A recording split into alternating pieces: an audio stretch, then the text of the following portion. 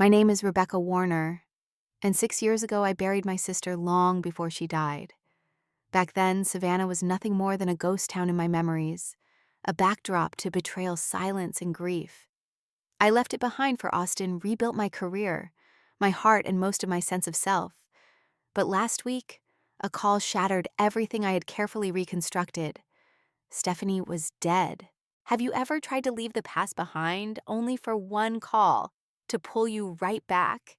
If you know that feeling hit, let me know you've also returned to a place you once walked away from. Now at 38, I stood in front of the Warner family mausoleum on a gray October morning, staring at the glossy photograph attached to the funeral easel. Stephanie's smile gleamed like she had everything a picture-perfect life in Charleston, a husband, and a lifestyle splashed across social media. But what the world didn't see I was starting to suspect was what killed her. She fell from the third-floor balcony, the funeral director had said over the phone. It appears to have been suicide. Appears. That word haunted me as I watched mourners filter into the chapel, black umbrellas closing and opening like tired lungs. I hadn't spoken to Stephanie since the night she married Nathan Langston, my ex-fiancé. That betrayal had broken something too deep to repair. "Rebecca?" A voice called gently behind me. I turned. It was Mrs. Linwood, the elderly neighbor who still wore the same pearls I remembered from childhood. "It's good you came home, sweetheart. Your sister, she always said you were the strong one." I offered a tight smile. "Thank you. She visited me the day before it happened," Mrs. Linwood whispered. "Seemed scared. Told me she was going to send you something, some kind of letter. Said you'd know what to do. The air left my lungs like I'd been punched." "Did she say what it was about?" She hesitated. "Just that she was finally ready to tell you everything." Twist. I blinked. Stephanie had tried to reach me before I could ask more. The chapel doors opened. My father stood at the entrance, looking older than I remembered, his once commanding presence wilted beneath a dark suit and grief. He gave me a nod and I followed him inside. The ceremony was brief and personal. Nathan Langston sat in the front row, flanked by two women in designer black. He hadn't aged much, still polished, still smug. His eyes met mine for a second. No apology, no guilt, just calculation. After the service, I found myself alone in the chapel's side hallway trying to breathe. The walls felt too close, the air too thick. "She called you, didn't she?" I turned. A woman I didn't recognize stood in the shadows, mid-30s, dark blazer, sharp eyes. "Who are you?" Detective Carla Mendez. "Stephanie reached out to me about 6 weeks ago. She suspected her husband was surveilling her." My heart thudded. "Nathan." She nodded. She thought he had access to her phone, bank accounts, even her therapist's notes. She never told me that. I don't think she trusted many people toward the end," Mendez said quietly. "But she did send me a voice memo the night before she died. It was frantic, disconnected, then silence." I stared at her, cold washing over me. "Wait," I whispered. "If it was a suicide?" "That's what's on the report, but the investigation isn't closed." My fingers trembled as I clutched my coat tighter. "Can I hear the recording?" "Not yet, but I'm sharing this with you because I think you deserve to know. Your sister didn't go quietly. She fought, and she was scared." I left the chapel more confused than comforted. Stephanie's scared fighting sending me something. That evening, I returned to the house we grew up in, an aging Victorian near the riverbanks of Savannah. It was supposed to be temporary. I had told my boss in Austin I needed a week, maybe two. The front porch creaked as I stepped up. My father had left the door unlocked just like he always had. Inside the house smelled like cedar lemon oil and a faint trace of lavender, the scent our mother always used to put in the linen drawers. In Stephanie's old bedroom, everything felt preserved. Her vanity table still dusted with expensive perfumes, a jewelry box half open, a framed photo of the two of us from high school, arms slung over each other's shoulders. I turned it face down. Then I saw it on her nightstand. A padded brown envelope addressed to me. No postage, just my name in Stephanie's handwriting. My throat tightened as I picked it up. Inside, a flash drive and a folded note. "Rebecca, if you're reading this, something's gone wrong. I know I'm the last person you want to hear from, but I need you to believe me. Nathan is not who he pretends to be. He never was. I should have listened to you back then.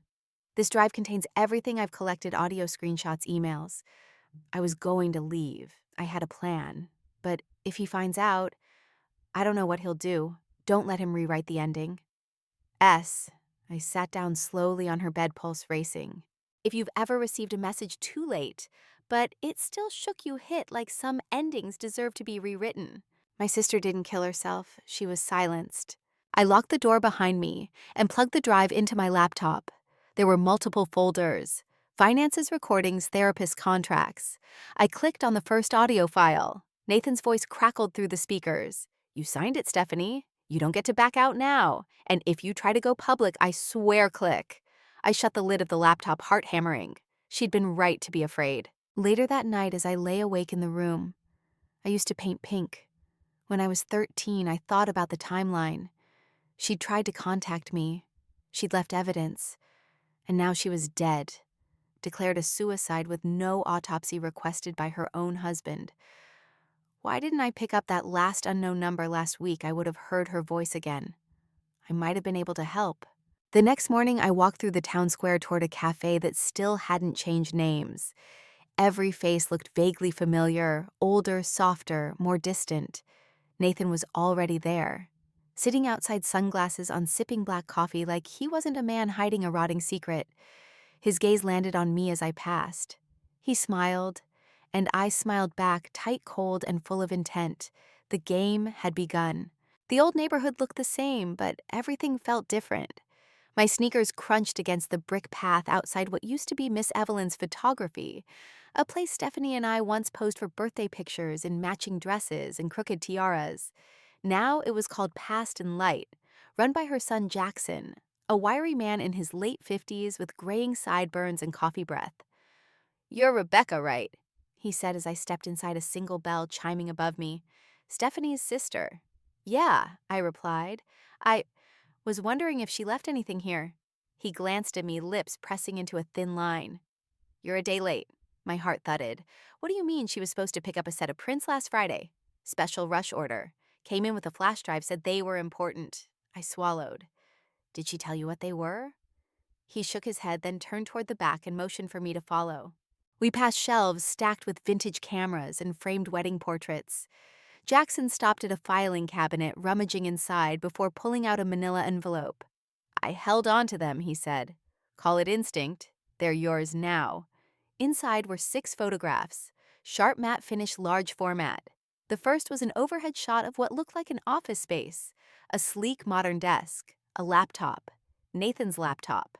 I recognized the etched leather case. The second image was more startling: Nathan sitting on the couch in a black suit, leaning close to a woman who wasn't Stephanie. Her face was turned away, but the way his hand curled over her knee said enough. The timestamp on the bottom corner, 10 days before Stephanie's death. I pulled in a breath. She had proof he was cheating. Jackson hesitated. "Not just that. Look at the 4th photo." I shuffled past another candid Nathan arguing with someone in a garage and reached the 4th one. My mouth dried. It was a close-up of a document, a contract. At the top, authorization of transfer, Langston Holdings. The signatures, Nathan's and Stephanie's, were circled in red ink. She said it was part of an investment fund Nathan made her co-sign. Jackson said quietly. Something about him needing her name for tax shelters. She didn't understand what she was signing, I murmured. Have you ever witnessed someone being manipulated under the guise of love and contracts? Share your thoughts in the comments. This story may be fiction, but its truth runs deeper. She was scared, he added. Real scared. I clutched the envelope tightly. Thank you. This means everything, he nodded. Tell the truth, Miss Warner. Make it count. Back at my father's house, I spread the photographs across the bed. The more I looked, the more I realized Stephanie hadn't just collected evidence, she had documented a story. A map. Her handwritten post-its still clung to the backs. Asset shuffle 3 weeks before prenup expires. Tell Rebecca about Maria. Find Carla. Ask about witness protection. My breath caught on that last one. I texted Detective Mendez, need to meet. Now. She responded instantly. Southside Diner, 30 minutes. The diner smelled like scorched coffee and fried onions. Mendez sat in a booth near the back, sleeves rolled up, looking more like a tired bartender than a cop. I slid in across from her and handed her the envelope. She examined the photographs one by one, her brow tightening with each one. You weren't wrong, I said. Stephanie was building a case. She never mentioned a contract, Mendez muttered. But this changes everything. She said something about a woman. Maria, do you know who that is? She blinked. Maria D'Souza. Used to be Nathan's executive assistant. Quit 2 months ago, moved back to Orlando. Why, I flipped over one of the photos. Stephanie had written Maria knew. She helped. We need to find her, I said. Mendez nodded. I can run her info. But off the record, Rebecca, this isn't just messy. It's dangerous. If Nathan knows you have this, he won't play nice. I'm not afraid of him anymore. You should be. That night I dreamed of Stephanie. Not as she was in the casket frozen and pale, but younger 12 or 13. Her hair in braids laughing as we raced down the hill behind our house. In the dream, she turned back toward me and said he promised he'd make me disappear clean. I woke up gasping. The dream felt less like imagination, more like memory. A warning. I spent the next day combing through Stephanie's old room. Behind a row of novels on her bookshelf, I found a slim navy blue notebook marked House Projects. Except it wasn't about interior design. Inside were pages of Stephanie's handwriting observations accounts receipts, each date lined up with financial transfers from their joint accounts to offshore entities. She'd been tracking them for at least a year. At the bottom of one page, he threatened to leak my therapy notes if I ever left. My stomach twisted. That sounded exactly like Nathan. He always weaponized information even in our time together, manipulating shame, playing victim. My phone buzzed. Mendez got Maria's number. She's willing to talk, but only over video call. Says she's scared of being followed. We arranged the call for that evening. I propped up my laptop and waited, palms sweating. Maria appeared on screen, early 30s, exhausted eyes, a tremor in her voice. I remember you, she said softly. Stephanie showed me your photo once, said you were the only one who ever saw Nathan for what he really was. I nodded. Did she tell you what he was doing? Maria swallowed. She didn't need to. I lived it. He used Stephanie's name to funnel nearly $500,000 through shell companies, some tied to his brother in Dubai. She started asking questions, and he got intense. Did she plan to leave? Maria hesitated. She told me she was getting help. She said a detective was advising her about safe exit routes. My pulse jumped. Mendez. But the night before she died, Maria continued voice cracking. She called me and said she couldn't do it. That he found out. That he knew she'd copied the documents. She sounded hollow. I leaned in. Did she say how he found out? She thought someone close to her tipped him off. My blood ran cold. Like who? Maria hesitated. Her best friend, Linda. She'd been staying with them the week before. Said she was helping Stephanie pack. But she had Nathan's ear. I clenched my fists. Of course, the smiling, ever-present Linda, she always seemed too loyal, too polished. Do you think Stephanie jumped? I asked, already knowing the answer. Maria shook her head, tears glistening. Stephanie was terrified, but she had hope. She was planning a future. When the call ended, I stared at the screen for a long time, Maria's words echoing. Someone tipped him off. Stephanie was silenced, just like she feared. I found Linda 2 days later at a boutique candle shop where she worked part-time for fun. She didn't look surprised to see me. Rebecca, she said with an air kiss I dodged. I was just thinking of you. Let's skip the performance, I said. You were in the house the night Stephanie died. Her smile didn't fade, but her eyes narrowed. And she told someone about the documents. Someone betrayed her. Linda crossed her arms. If you're accusing me, I have a copy of the contract she signed. I interrupted. And I know Nathan made you co-owner of a shell company 6 months ago. Her lips parted slightly. Not surprise. Calculation. You don't want to start something you can't control, she said finally. Neither did Stephanie. If you've ever been betrayed by someone closest to you, leave a comment. Some pain shouldn't be carried alone. I left her there silent, cornered exactly where she belonged. That night I met Mendez again, this time in her car outside the police station. We need to build a case, she said, but if we go public too soon, Nathan walks. I don't care about press conferences or grand juries, I said. I just want the truth out. She turned to me. Then we do it your way. As we planned, I realized something terrifying but clarifying. Stephanie hadn't just died.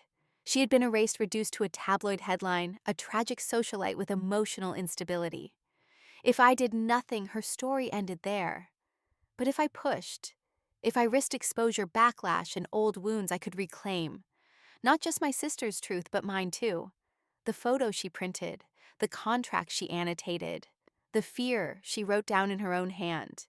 It would all speak, and I would be her voice. It rained on the day I visited the Langston estate. The wrought iron gates were slick with mist, the hedges groomed to perfection like Nathan's public persona, clean, curated, controlled. But something always rotted under polish, and I was there to find it. Detective Mendez had secured a quiet warrant to retrieve the raw security footage from the night of Stephanie's death, but Nathan was ahead of us. His lawyer claimed the cameras were under maintenance and non-operational. Of course they were. He's scrubbing everything Mendez said bluntly over the phone. You need to make your move before he finishes the job. I already had a plan. Nathan had a weakness: he underestimated women, especially ones he thought he'd already broken. I started with the one ally Stephanie likely never meant to leave behind: her therapist. Dr. Susan Halbrook worked out of a converted cottage in the historic district. She looked surprised when I introduced myself, but her eyes softened as I said Stephanie's name. She always hoped you'd speak again, Dr. Halbrook said gently, but she didn't know how to undo the damage. I nodded. Did she ever talk about leaving Nathan? Many times. But she was afraid. Not just of him, of who she'd become with him. What do you mean? Dr. Halbrook hesitated, then stood and unlocked a filing cabinet. From a secure drawer, she pulled a small recorder and set it on the desk. She asked me to keep this. She said, if anything happens to me, give it to Rebecca. My heart pounded. What is it? Her final session, 1 week before her death. She pressed play. Stephanie's voice came through, nervous, tight, but determined. He watches my every move now. He even checks the scent of my shampoo. I think he bugged my car. I told Linda everything. She said I should play along until I find a way out. But what if she's feeding him everything I say? I closed my eyes. I miss Rebecca. I thought getting Nathan would make me feel like I'd finally won. But it's not a prize. It's a prison. I wish I could go back. Before the ring, before the secrets. She always knew, always saw through him. The recorder clicked off. My throat was raw. For the first time in years, I saw Stephanie not as the girl who betrayed me, but as a woman caught in a gilded trap of her own making, and trying desperately to claw her way out. Carla Mendez met me outside the courthouse parking lot. She handed over a slim black folder. We got a hit. Offshore accounts and Stephanie's name transfers authorized under stress. Her signature doesn't match on 3 of them. My eyes scanned the documents. This is enough for probable cause, right? Barely. But we don't need to arrest him, she said, starting the ignition. We need to ruin him publicly. Make him unravel in front of his empire. We drove in silence until she asked, You ready for this? I have to be. 3 days later, I walked into the Langston Foundation's charity gala in a navy satin dress that used to belong to Stephanie. I'd found it in her closet. Still smelled faintly of lilac and Chanel Number 5. Nathan was hosting the event. Of course he was. Rebecca, he said, eyes narrowing as I approached the champagne table. Nathan, I replied smoothly, plucking a flute from the tray. You look. He paused. Unexpected. I smiled. I came to make a donation for Stephanie's legacy. Isn't that what tonight's about? He chuckled without humor. Funny. You always had that bite in your voice, and you always had that look like you're rehearsing your next lie. His smile slipped for just a second. Then Linda approached. Rebecca. What a surprise. Her voice had the sugar of poison. Nathan didn't say you were coming. I like surprises, I said, sipping. And I brought one. From my clutch, I slid a slim flash drive onto the table. Nathan's gaze dropped to it like a man spotting a loaded weapon. What is that? He asked. Proof, I said, of everything. He reached for it, but I placed a finger on top. You'll see it soon enough, along with everyone else here. His jaw clenched. You have no idea what you're doing? Oh, I said, stepping closer. I know exactly what I'm doing. I'm finishing what Stephanie started.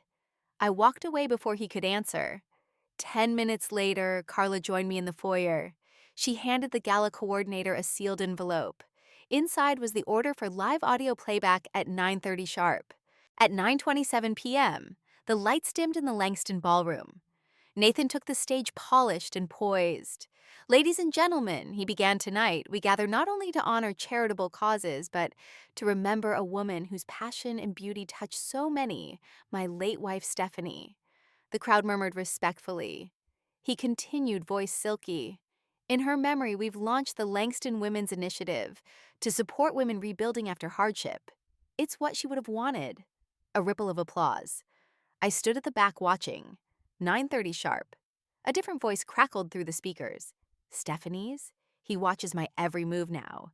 He even checks the scent of my shampoo. The room froze. I told Linda everything. She said play along. But what if she's feeding him everything I say? Whispers shot through the crowd. Linda turned ghost white. Nathan dropped the mic. Carla stepped out from behind the curtain. Mr. Langston, she called. We'd like a word with you. Camera flashes popped. It was chaos, and it was beautiful. Nathan wasn't arrested that night, but the video went viral. By morning, 3 investors had pulled out of Langston Holdings. 2 board members resigned. And Linda's face was splashed across Reddit threads titled, "The Best Friend Who Sold Her Out." Mendez said it best. Reputation is currency. We just bankrupted him. I didn't return to Austin right away. There was something left to do. One afternoon, I visited the county archives, sifting through Stephanie's old personal records. Among the files, I found an unexpected name, Maya Sterling, listed as emergency contact before Stephanie's marriage. Maya had been her college roommate. I remembered her vaguely bookish quiet, always keeping to herself. I tracked her down.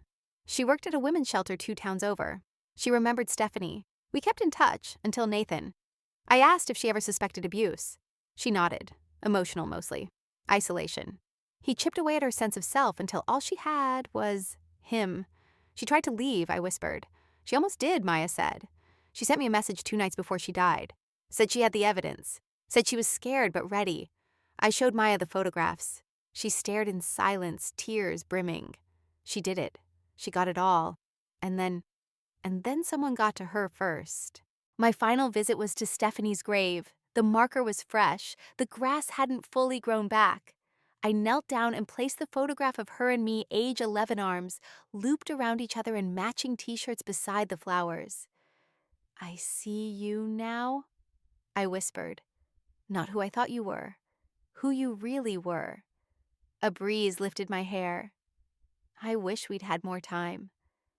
My hand fell over my stomach now, just beginning to curve softly beneath my coat. The test had turned positive that morning. I wish you'd met them. Behind me, footsteps approached. I turned. It was my father. He sat beside me, his hand closing gently over mine. I read her journal, he said quietly. The part where she said she envied your strength. My eyes filled. It wasn't strength. It was distance. I was just lucky to get away. She never hated you, he said. She hated what she gave up to become something she wasn't. We sat in silence. After a while, he asked, Are you going back to Texas? Yes. But I'll visit, he nodded. You're not running anymore. That matters. I stood and looked back at the grave one last time. Goodbye, Stephanie. Not to who you pretended to be, but to who you almost became, and maybe in some way still can be, through me. Stephanie's story wasn't over. Not yet. Though the video of her final therapy session had lit a fire under public scrutiny, Nathan Langston still walked free, thanks to expensive lawyers, a pre-written narrative of mental instability, and just enough plausible deniability to keep law enforcement crawling. But his empire was crumbling, and he was getting reckless. 2 weeks after the gala, I received a voicemail, no caller ID. You think you've won? This isn't over, Rebecca. You think the public cares, they'll forget her like everyone else.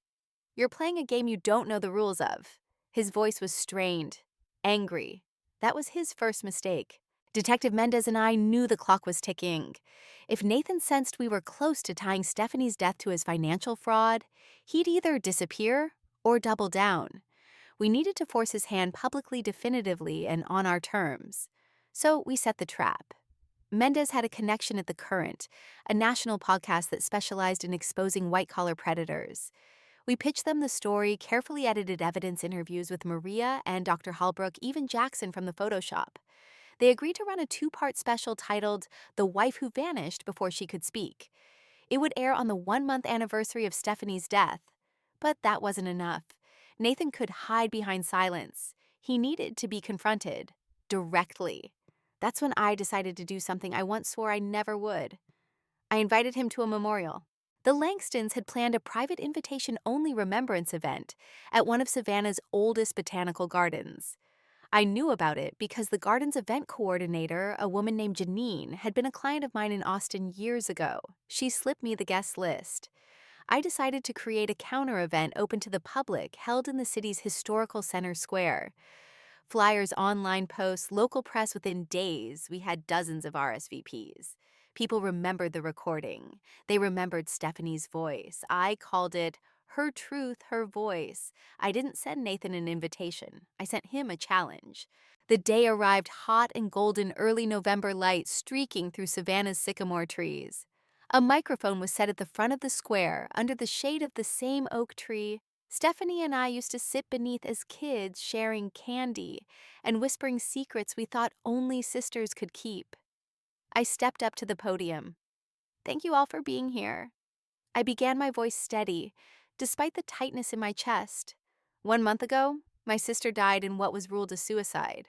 But what hasn't been ruled is why she was afraid, why she collected evidence, why she reached out to me in secret after 6 years of silence. A murmur moved through the crowd. I raised the flash drive in my hand. This, I said, contains emails, recordings, contracts, all documenting a pattern of coercion, manipulation, and exploitation. A pattern my sister tried to escape and couldn't. Today is not about revenge, I continued. It's about reclamation of her voice, of her truth, of every woman who has been told she was too emotional to be believed. The crowd burst into quiet applause. Several nodded with wet eyes. I stepped aside as Mendez approached. In plain clothes, she gave a short legal statement about active inquiries under state jurisdiction. Then she handed the flash drive to the media. Now it was public, unfiltered, irreversible. And right on cue, Nathan appeared. He stepped through the crowd in a slate gray suit, no tie, sunglasses on. Every step was measured, but the confidence was slipping. He didn't expect me to go this far. Rebecca, he said, his voice low, tight. This is slander. You're defaming a man in mourning. I turned to him unflinching. You're not mourning. You're covering your tracks.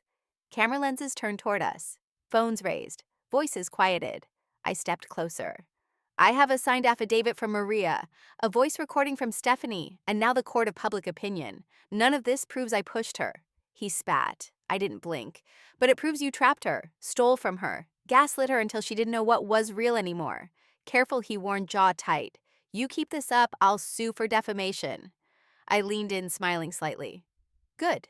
Then I get you under oath. For a flicker of a moment, panic danced behind his eyes. And I saw it. The crack. By the time evening came Hash, her voice, Stephanie, was trending across the state. The podcast aired at 6 p.m. sharp. Clips played her soft, shaking voice. If anything happens to me, he's the reason. Nathan's office building was vandalized that night. Nothing serious. Just red chalk that read, "She warned us." Langston Holdings issued a press release at midnight. Mr. Langston is taking a leave of absence to focus on family and mental health. But the fallout had only begun. 3 days later, Mendez called. We got a financial analyst willing to testify. Former Langston accountant. Said Stephanie wasn't just co-signing fake documents. She was listed as the director of a holding company she didn't even know existed. And that's enough, I asked. It's enough to reopen the death investigation. I nearly dropped the phone. She added Nathan's officially under criminal review. I exhaled shakily. We had done it. That night back at the Warner house, I found myself alone in Stephanie's room. Everything felt quieter, like her energy had finally settled. I opened her closet half empty since the funeral and pulled down a dusty shoebox from the top shelf. Inside mementos, an old concert ticket, a dried flower, and a small velvet pouch. I opened it to find a delicate gold bracelet, a thin plate engraved in cursive, "Sisters no matter what." I sat down on the edge of the bed, running my thumb over the engraving, and I cried. Not the sharp, angry grief of betrayal, but the soft ache of lost time, of what could have been. At sunrise, I stood in the backyard barefoot on damp grass, watching the sky blush with morning. Zachary called from Austin. "You're a storm warner," he said. "A damn righteous one." I smiled. I'm exhausted. Come home, he said gently. I miss you. I'll be on the next flight. I didn't tell him yet about the pregnancy. I wanted to say it face to face, where I could see his eyes when I told him we were starting something new. Later that morning, I walked past Stephanie's grave one last time before leaving. Her name carved clean and even into the marble. Beloved daughter, fierce heart, silence too soon. I left the bracelet at the base of her stone. You were more than the worst thing you did, I whispered. And for the first time I felt like maybe, just maybe, that part of me could finally rest. Not forget, but rest, because the truth had been spoken, and the silence was broken. You're still here. If Stephanie's story moved you, hit subscribe, so we can keep telling the stories that refuse to stay silent. The airport was buzzing with pre-holiday chaos, suitcases rolling over tile, children crying announcements crackling overhead. But inside me, everything was still. I was going home. Not just to Austin, but to a life I had fought tooth and nail to rebuild. Not on bitterness, but on truth. The moment I stepped off the plane, I spotted Zachary through the crowd leaning against a pillar in his navy jacket, a to-go coffee in hand. His eyes found mine instantly. He smiled, that steady grounding smile I had fallen for. No flash, no performance, just presence. Hey, he said as I reached him. I have something to tell you, I blurted. He studied my face. Good news or bad, both, I said, but mostly good. We walked out into the crisp Austin evening. The sun was low, casting gold across the tops of buildings. I waited until we reached the car before I said it. I'm pregnant. He didn't speak right away, just stared wide-eyed like the words took a second to settle. Then slowly he exhaled and grinned. Rebecca? Are you serious? I found out 2 weeks ago. I didn't want to say anything until I was sure it was really happening. Until I got through Savannah. He stepped forward, wrapped his arms around me, and held me tighter than he ever had. You're going to be an incredible mom. And you're going to be the most patient dad in the world. I whispered, tears pooling. I've seen how you handle me during airport security lines. You've got this. We laughed through the tears, arms still wrapped tight. In that moment, something cracked open in me, not the way things used to crack from pressure and grief. This was something else, a quiet opening, a beginning. Over the next few weeks, I eased back into Austin life. At the office, my boss welcomed me like a returning war hero. My team, who had quietly tracked the unfolding Langston scandal, left flowers and a handwritten card on my desk. Zachary took over cooking most nights, insisting I needed nutrients, not takeout, though his obsession with kale remained questionable. I made my first prenatal appointment, started looking at baby names. And then, one morning while clearing out a cabinet in the guest room, we planned to turn into a nursery. I found the old photo album I'd packed when I left Boston. Flipping through, I stopped on a page with a faded picture. Stephanie and me, maybe 10 or 11 in matching raincoats, jumping puddles in our front yard.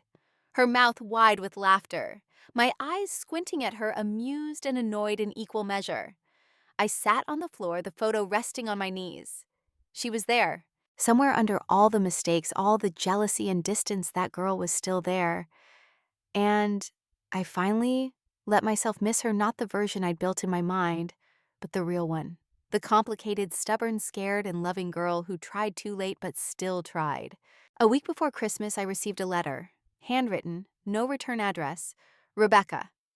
I signed the divorce papers. The house is up for sale. I've moved into a one-bedroom near the coast and started working part-time at a local nonprofit. It's small and my boss is 25, but she tells me I'm learning humility. I think she's right. You didn't have to do what you did. The podcast, the memorial, the bracelet. But you did? And I saw it. I saw you fight for me when I couldn't fight for myself. I hope that means something someday. I know I won't be part of your life moving forward. I wouldn't ask that. But I hope when the baby comes, you'll tell them they had an aunt who once made a mess of everything, then tried to leave something better behind. Love, always, Stephanie. I folded the letter carefully and slid it into the back of the photo album. I didn't know yet what kind of relationship, if any, we'd have in the future. But I knew this, her voice, would not be erased. Not in my life, not in my child's. On New Year's morning, I stood in our soon-to-be nursery. Soft sunlight filtered through the curtains. Zachary had painted the walls a pale sage green.